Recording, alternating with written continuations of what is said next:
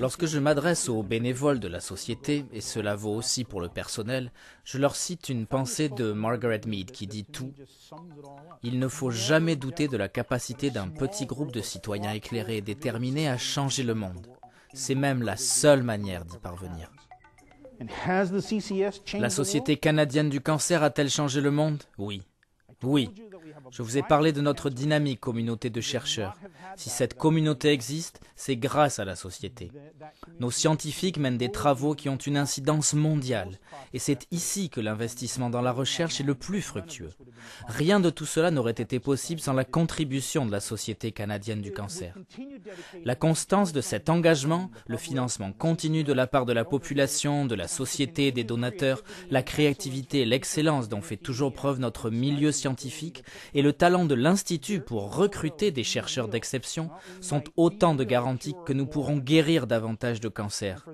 Quant à ceux que nous ne pouvons pas guérir, nous ferons en sorte que le cancer ne soit plus une terrible épreuve dont l'issue est la mort, mais plutôt un état gérable avec lequel il est possible de vivre.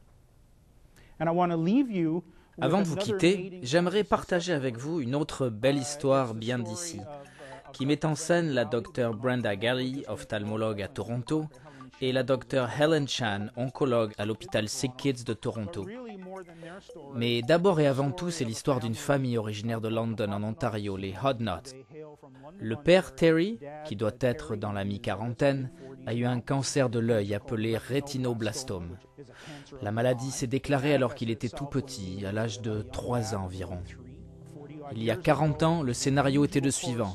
Le patient perdait l'œil atteint de la tumeur et la plupart du temps perdait aussi l'autre œil, parce qu'à l'époque, le meilleur traitement était la radiothérapie au niveau de toute la tête, et le cancer se propageait habituellement par le nerf optique vers l'autre œil. Le plus souvent, les enfants atteints de rétinoblastome finissaient donc par perdre la vue des 2 yeux. C'est ce qui est arrivé à Terry, qui s'est retrouvé totalement aveugle à 3 ans. Son fils Riley a maintenant une dizaine d'années. Entre-temps, nous avons découvert bien des choses sur le rétinoblastome, entre autres l'importance d'un diagnostic précoce et d'un traitement choc. Grâce aux travaux de la Dr Helen Chan et d'autres chercheurs, il n'est plus nécessaire de recourir à la radiothérapie. On pratique plutôt la chimiothérapie ainsi que d'autres traitements qu'elle a mis au point. Malheureusement, Riley a reçu un diagnostic positif lui aussi. Mais la maladie a été dépistée tôt et il a reçu un traitement intensif. L'œil qui était affecté n'a pu être sauvé, mais l'autre est resté intact. Aujourd'hui, c'est un enfant exubérant et insouciant comme tous les jeunes de son âge. Il y a quelques années, la famille Hodnott a accueilli une petite fille, Katie. L'évolution de la recherche a également permis d'identifier le gène responsable du rétinoblastome et de poser un diagnostic encore plus tôt. C'est ainsi qu'on a fait passer un test à Katie alors qu'elle était encore dans le ventre de sa mère, Patty. Manque de chance encore une fois, Katie était porteuse du gène du rétinoblastome. Elle a rapidement suivi un traitement choc elle aussi, si bien que sa vision est aujourd'hui de 20/20 dans les 2 yeux. En 2004, alors qu'il assistait à une conférence de l'Institut, Terry a pris la parole pour dire ceci.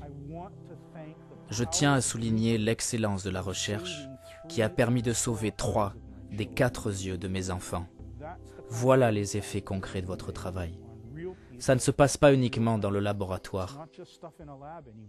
On parle ici de vraies familles, de vraies personnes, de la vraie vie. Je reviens donc à ma question du début. Est-ce que l'on fait de véritables progrès? Demandez-leur à eux. Allez leur demander.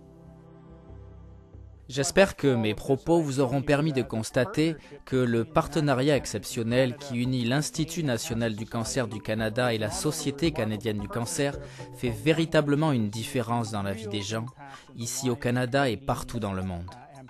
Il n'y a pas que la famille Hodnott. Des familles comme la leur, il y en a des milliers d'autres au pays. Et le mérite de cette réussite phénoménale revient en partie à chacun de vous. Vous pouvez en être fiers.